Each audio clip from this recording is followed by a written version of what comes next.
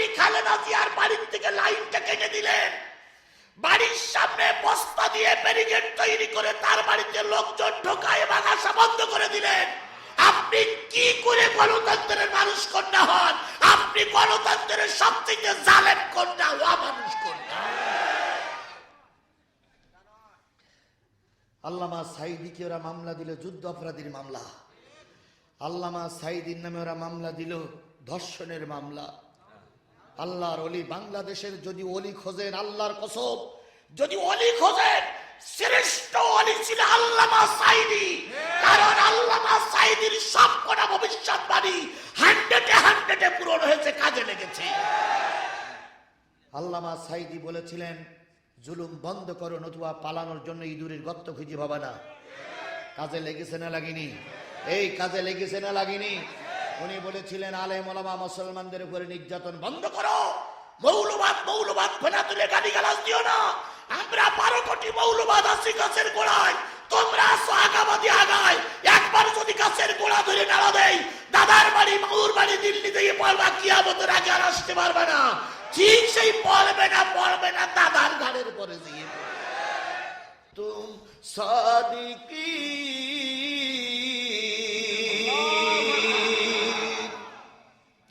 তোমরা তো বলতেছো এরকম কিতাব নাকি তোমরা তৈরি করতে পারো।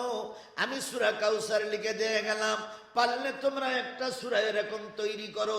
আল্লাহ বাদে, শুধু আল্লাহকে বাদে দুনিয়ার সব লোক দেখি এক জায়গায় করো, সব পৃথিবীর লোক এক জায়গায় করে দেখো তো, চেষ্টা করে এরকম একটা কিতাব তৈরি করতে পারো কিনা। কাফেরেরা দীর্ঘদিন চেষ্টা করলো ওরকম একটা কিতাব তৈরি করার জন্য। পেরেছিল কি? জোরে বলেন, পেরেছিল কি? হাজারো চেষ্টা করে কাফেররা ব্যর্থ হয়ে গেল। এইবার কাফেরেরা লিখে দিয়ে গেলেন, লাইসা হাযা কালামিল বাশার, এটা কোনো মানুষের রচিত কিতাব নয়, এটা আল্লাহর রচিত কিতাব। তাহলে যে জিনিসটা বুঝাতে চাচ্ছিলাম, ওহীর মাধ্যমে যে কোরআন নাজিল হলো, এই কোরআন সত্য না মিথ্যা? বিশ্বাস হয় আপনাদের? পৃথিবীতে অনেক অমুসলিম এই কিতাব রিসার্চ করে মুসলমান হয়ে গেছে, আর অনেক মুসলমান এই কিতাবের বিরোধিতা করে কি হয়ে গেছে? নাস্তিক হয়ে গেছে। তার ভিতরে তাসলিমা নাসরিন একজন, আহমদ শরীফ একজন। এভাবে করে নাস্তিক অনেকে তৈরি হয়ে গেছে। আমাদের ভিতরে কিছু নাস্তিক তৈরি হওয়ার ভাব নিয়েছে। একজন সেদিনকে তো বলেই ফেলাইছে যে ধর্মের কি বলে, কোরআনের সঙ্গে রাজনীতির কোনো সম্পর্ক নাই। এই কথাগুলো যদি সত্যিকার অন্তর দিয়ে বলি থাকে, রাজনৈতিক প্রেক্ষাপট নাহি যদি অন্তর দিয়ে বলে থাকে, তাহলে ওই লোক তওবা না করলে ওই লোকের খবর আছে। এই জন্য কোরআন সত্য, তার প্রমাণ আল্লাহ দিলেন, জালিকাল কিতাবু লা রাইবা ফি, এই সেই কিতাব যেই কোরআন কিতাবের ভিতরে কি নাই, সন্দেহ নেই। এবার বলুন তো, 1400 বছর আগের কিতাব আর এখনকার কিতাব কি এক আছে? বুঝে শুনে বললেন, 1400 বছরের কিতাব আর এখনকার কিতাব কি এক আছে? বলুন তো, আমার ইমাম সাহেব যখন নামাজ পড়ায় তখন নামাজের সূরা ফাতিহা পড়ায়। ভারতের ইমাম সাহেব যখন নামাজ পড়ায় তখন কি পড়ে? ফাতিহা পড়ে। পাকিস্তানের ইমাম সাহেব কি পড়ে? আমেরিকার ইমাম সাহেব কি পড়ে? তাহলে গোটা পৃথিবীতে কোরআন এখনো অক্ষুণ্ণ আছে, আর এই কিতাব কিয়ামত পর্যন্ত অক্ষুণ্ণ থাকবে।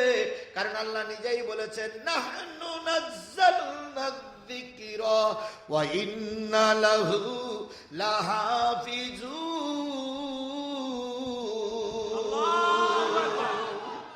এই কিতাব নাজিল করেছি আমি আল্লাহ, আর এই কিতাব সংরক্ষণ করার দায়িত্ব কার? আল্লাহ। তাহলে এই কিতাবের ভিতরে কোনো কি নাই? আরো জোরে বলেন, ভুল নাই। মুসাদ্দিকাল লিমা বাইনা ইয়াদাই, এই কিতাবটা যেমন সত্য, তাওরাত জবুর ইনজিল সত্য, কিন্তু তাওরাত জবুর ইনজিলের আইন এখন সমাজে চালু নাই।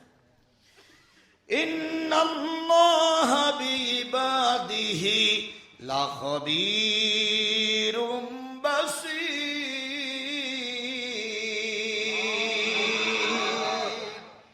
নিশ্চয়ই বান্দার অন্তরের খবর এবং বাইরের খবর কে রাখে? আরো জোরে বলেন না, কে রাখে? আরো জোরে বলেন না, কে রাখে? আজগুবি আজগুবি খবর বাংলাদেশে প্রচার হচ্ছে। গতকাল সারা রাত্রি ফেসবুক ছিল গরম। সে গরমটা কি? গরমটা সংবাদ ছিল ইউনূস সাহেব নাকি পদত্যাগ করেছে। কি শোনেননি আপনারা? ইউনূস সাহেব কি করেছেন? সার্জিস আলম সহ সমন্বয়কেরা যারা দায়িত্ব ছিল তারা রাতে রাতে কি হয়ে গেছে? পালাই চলে গেছে। সেনাবাহিনীর হাতে ক্ষমতা। ও আওয়ামী লীগের লোকেরা শিগগিরই রাস্তায় নামো, দেশ দখল হয়ে গেছে। এই চিন্তা ভাবনা করে নোয়াখালী না কুমিল্লায় 30-35 জন মিছিল বের করেছিল। পুলিশ আর সেনাবাহিনী ধরে আচ্ছা মতন দেশ। আবার শেখ হাসিনা টেনে নিয়ে আসলো বলে মিছিল। তাইলে এইরকম আজগবি হিসাব, এরকম আজগবি কল্পনা করা লোক অতীতেও ছিল, এখনো আছে। কথা বলেন ঠিক না বেঠিক? মাঝে মাঝে ওরা বলে আমেরিকার প্রেসিডেন্ট কেটা হয়েছে? ট্রাম্প হয়েছে। এখন ট্রাম্প হলে নাকি শেখ হাসিনার বিরাট লাভ। ওরা বিরাট বউগল দৌড়াইছিল। কিন্তু আজকে দেখলাম ফেসবুকে ট্রাম্পের সঙ্গে সর্বপ্রথম চুক্তি হয়েছে ইউনূস সাহেবের সঙ্গে। আমাদের দেশে থেকে কি একটা গ্যাস আছে ওনারা নিয়ে যাবে, আর ওনাদের দেশের আমাদের দেশের থেকে সবচেয়ে বেশি বাজারজাত করা হয় পোশাক, তৈরি পোশাক আমেরিকায়। ডোনাল্ড ট্রাম্প নাকি বলেছে, বন্ধু চিন্তার কোনো কারণ নেই, তোমার দেশের যে পার্সেন্ট দিচ্ছি তার চেয়ে আরো 10% 15% বেশি নেব, সুতরাং তোমার টেনশনের কোনো কারণ নেই। এখন শেখ হাসিনা রহমাতুল্লাহ আলাইহির লোকজন এখন শুধু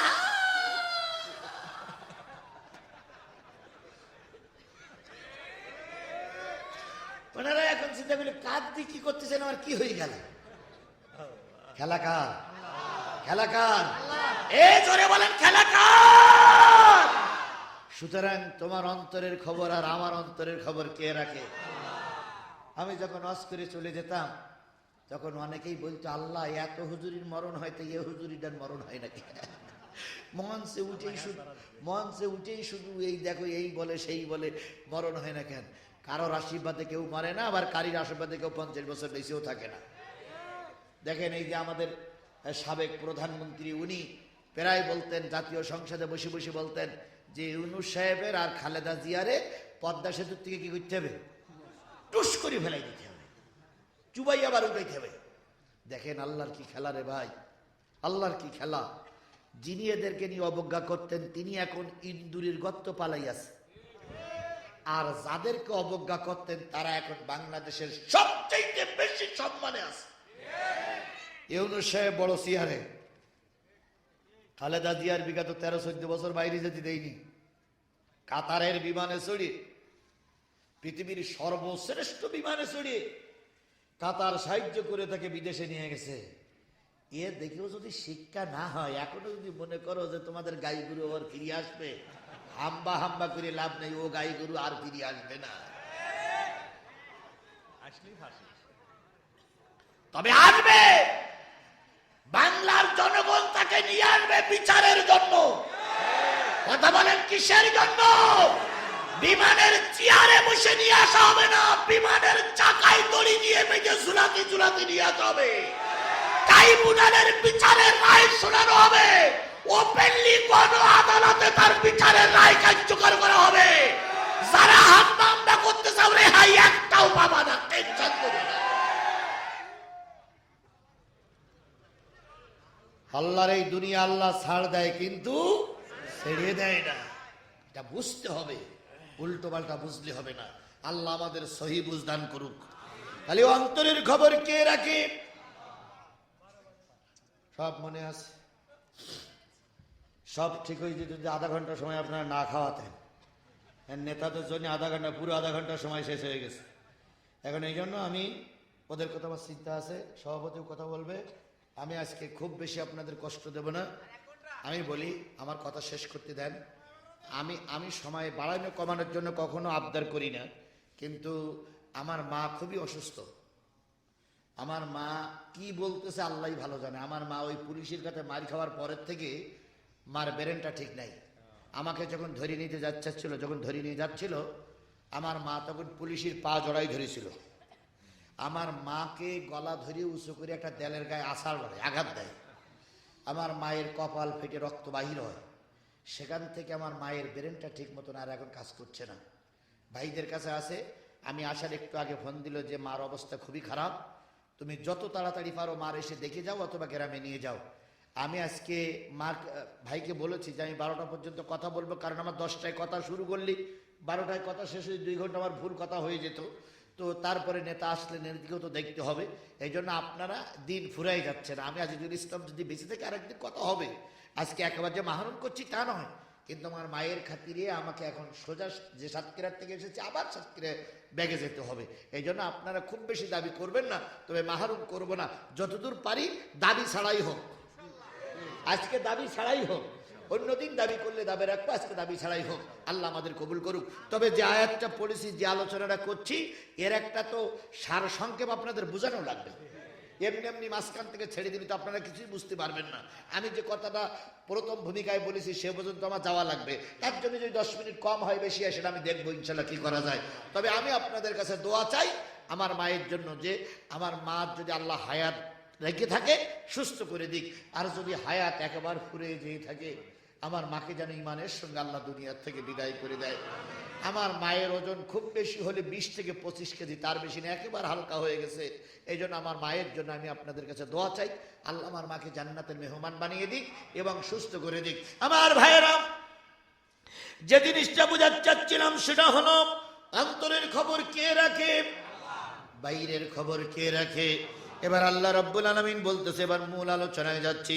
সুম্মা আওরাসনাল কিতাবাল্লাযীনা ইসতাফাইনা মিন ইবাদিনা। অতঃপর শোনো কালেমাওয়ালারা, তোমরা যারা কালেমাওয়ালা, তোমরা যারা আমার বান্দা, যারা কোরআনের উত্তরসূরি কালেমাওয়ালা, তারা মূলত 3 ভাগ। কয় ভাগ? কালেমাওয়ালারা কয় ভাগ বলুন তো? আওয়ামী লীগের লোক কালেমাওয়ালা না কালেমা বিরোধী? কালেমাওয়ালা। বিএনপির লোক কালেমাওয়ালা না কালেমার বিপক্ষে? কালেমাওয়ালা। বাংলাদেশ জামাত ইসলামীর লোক কালেমার পক্ষে না বিপক্ষে? তাহলে সবাই আমরা মুসলমান। আওয়ামী লীগ মুসলমান, বিএনপি মুসলমান, জাতীয় পার্টি মুসলমান, জামাত ইসলামও মুসলমান। আল্লাহ রাব্বুল আলামিন বলতেছে 800 কোটি মানুষের ভিতর থেকে কালেমাওয়ালা কয় কোটি? 200 কোটি। 200 কোটি কালেমাওয়ালা সবাই মুসলমান, কিন্তু সবাই মুমিন না। কালেমা পড়া লোক আর ইমানদার লোক কি এক? জোরে বলেন এক। হিন্দুরাও কালেমা পড়ে, আওয়ামী লীগও কালেমা পড়ে, বিএনপিও কালেমা পড়ে, জাতীয় পার্টি কালেমা পড়ে, জামাত ইসলাম কালেমা পড়ে, কিন্তু কালেমা পড়লেই মুমিন হওয়া যায় না, মুত্তাকি হওয়া যায় না। এবার চলুন সূরা ওয়াকিয়ার ভিতরে যাই। আল্লাহ বলতেছেন ওয়া কুনতুম আজওয়াজান সালাসা। কিয়ামতের দিন আমার আল্লাহ যেদিন বিচারক হয়ে বিচার করবেন, সেদিন পৃথিবীর সব মানুষগুলো 3টে ভাগ হবে। সব এখানে রেখে দেন। কয়টা ভাগ হবে? আরো বলেন, জোরে বলেন তো, পৃথিবীর সব মানুষগুলো কয়টা ভাগ হবে? ফাসহাবুল মাইমানাতি মা আসহাবুল মাইমানা ওয়া আসহাবুল মাশআমাতি মা আসহাবুল মাশআমা ওয়াস সাবিকুনাস সাবিকুন উলাইকাল মুকাররাবুন।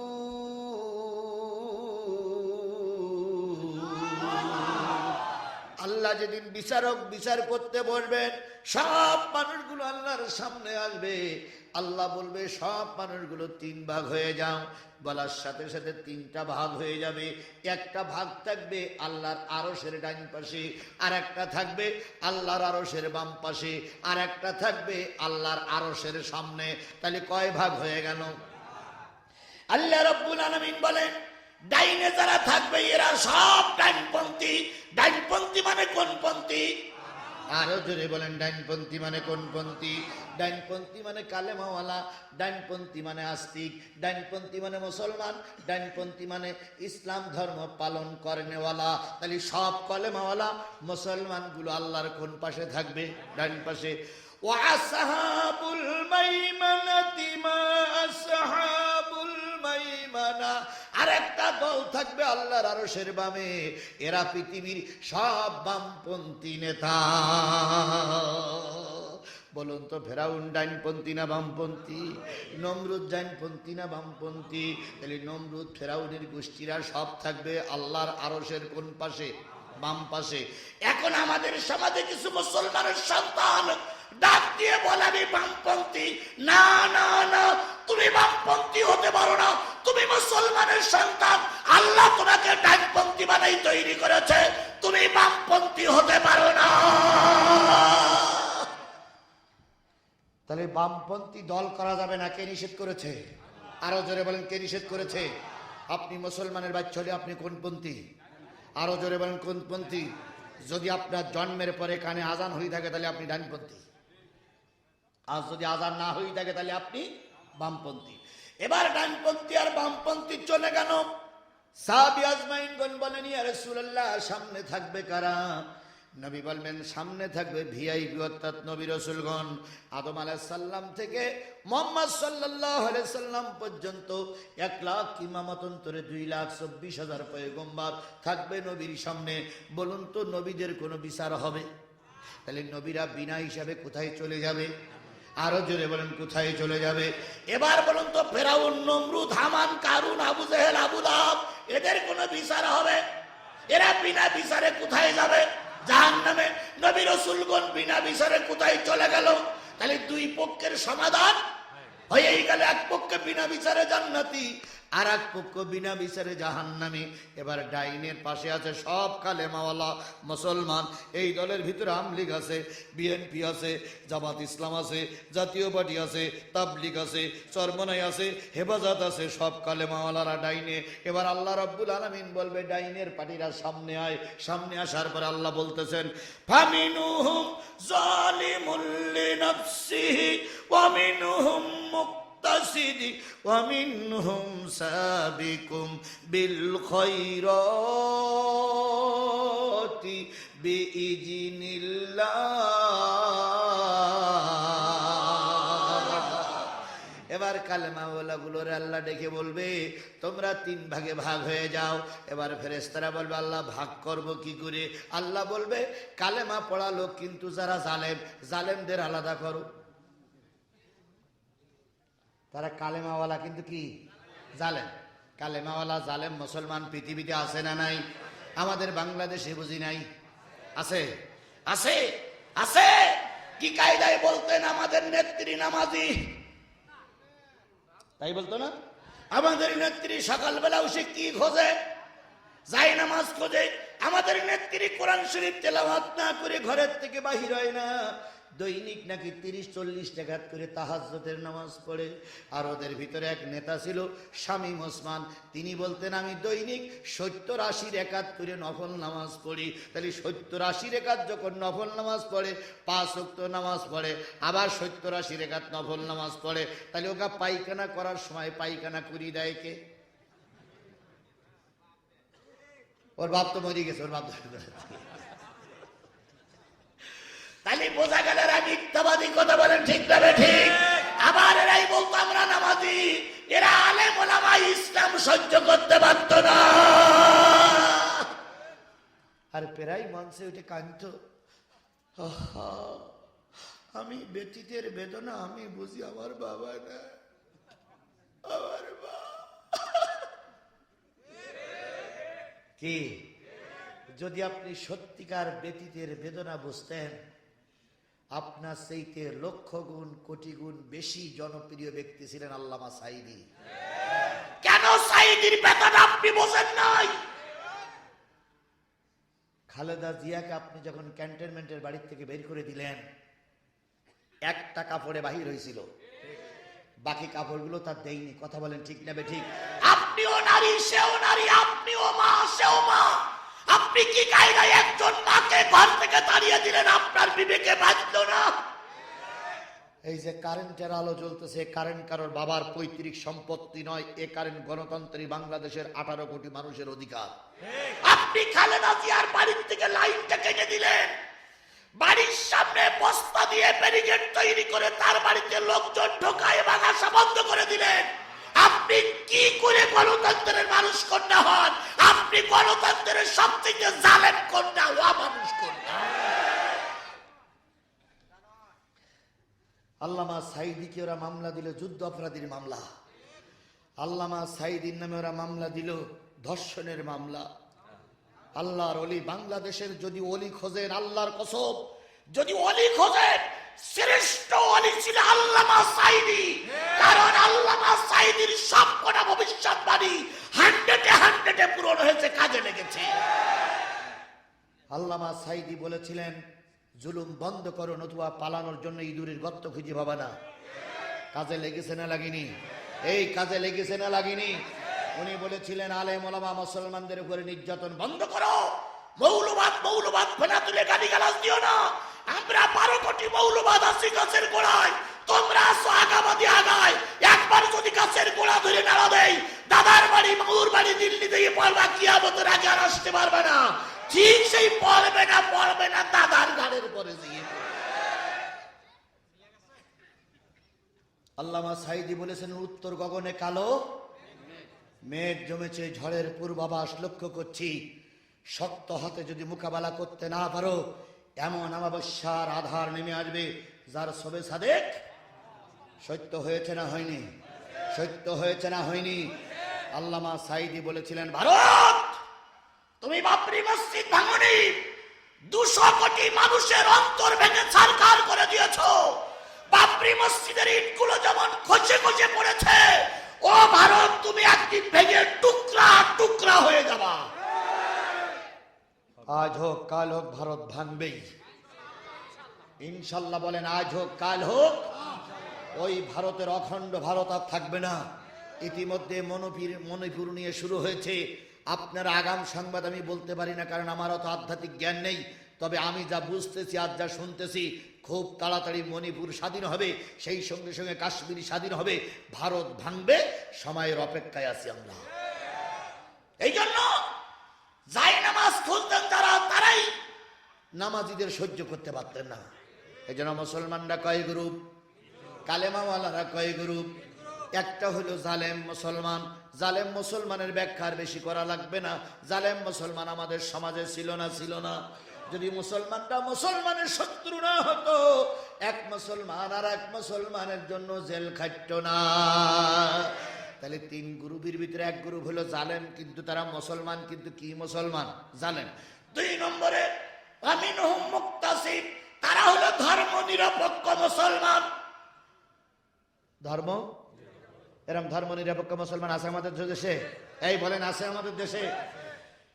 দেখেন, এই যে মোবাইলগুলো, শেখ হাসিনা রহমতুল্লাহ আলাইহি বলেছিল যে উনি নাকি মোবাইলগুলো উপহার দিয়েছে।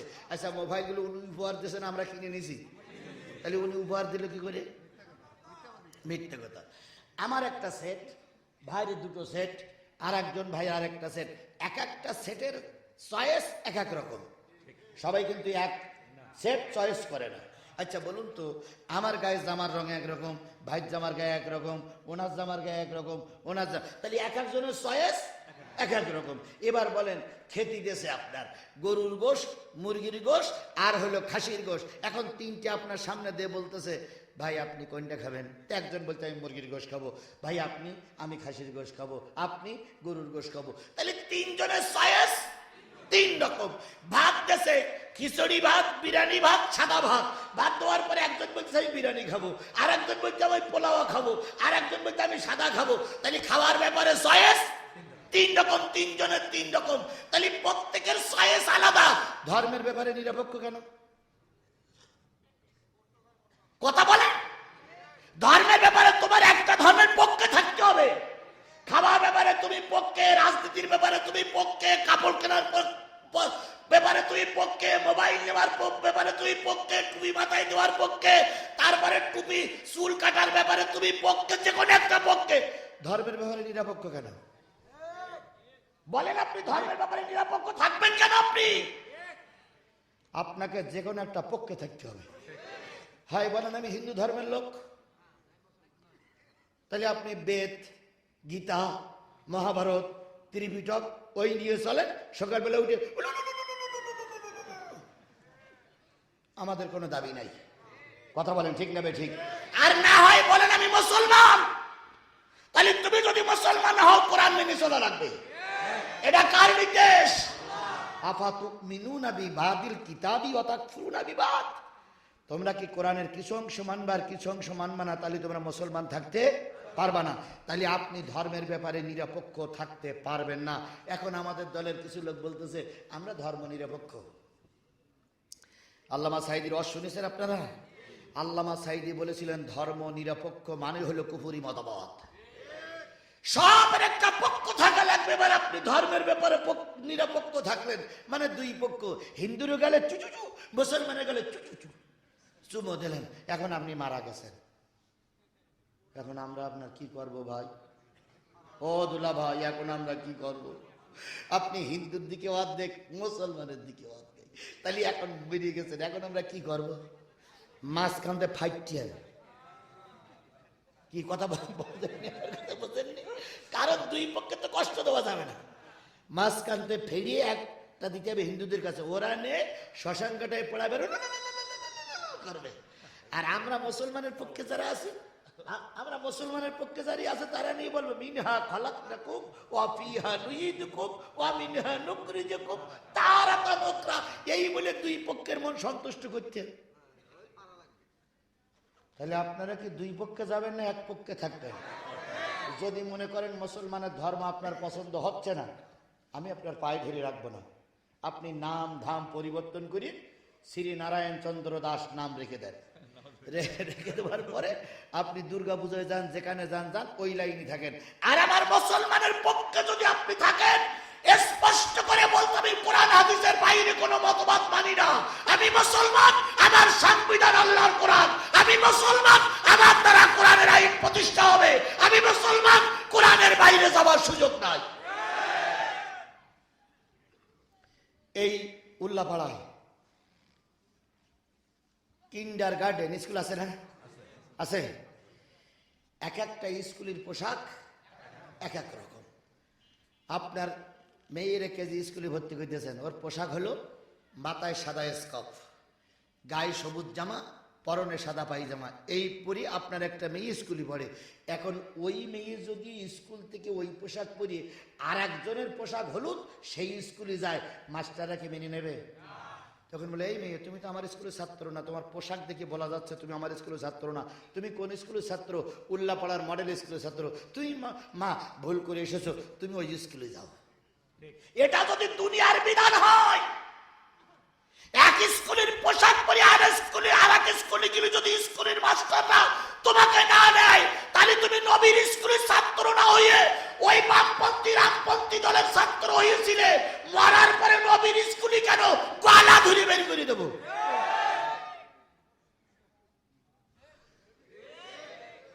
গলা ধরে বের করার অধিকার আমার নেই, তবু আমরা না পালি রসুল দেবে। কথা বলেন ঠিক না? ঠিক। তাহলে আমাকে হয় সবুজের স্কুলে নাই সাদা স্কুলে ঢুকতে হবে। সাদা স্কুলের নাম হলো কোরআন আর সবুজ স্কুলের নাম হলো বাতিল। তাহলে আমরা আজকের থেকে নিয়ত করবো, আপনি খান সাহেবের ভোট দেবেন কিনা দেবেন ওটা আপনার ব্যাপার, কিন্তু আপনাকে মুসলমান হতে গেলে কোরআনের স্কুলে থাকতে হবে। কিসের স্কুলে থাকতে হবে? তাহলে আমরা সবাই কোরআনের স্কুলে থাকতে রাজি আছি তো? কারা কারা রাজি আছে একটু হাত তুলে আল্লাহরে দেখাই। জোরে একটা তাকবীর দিবেন, নারায়ে তাকবীর। আরো জোরে নারায়ে তাকবীর। আল কোরআনের আলো, তোমার নেতা আমার নেতা।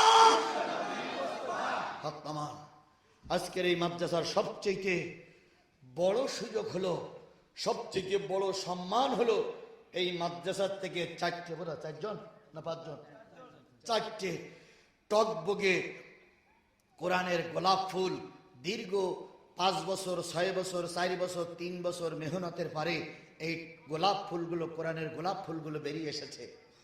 আলহামদুলিল্লাহ বলবেন না? আলহামদুলিল্লাহ বলবেন না? এই 4টে ছেলে বের করতে যে কমিটির মাথার ঘাম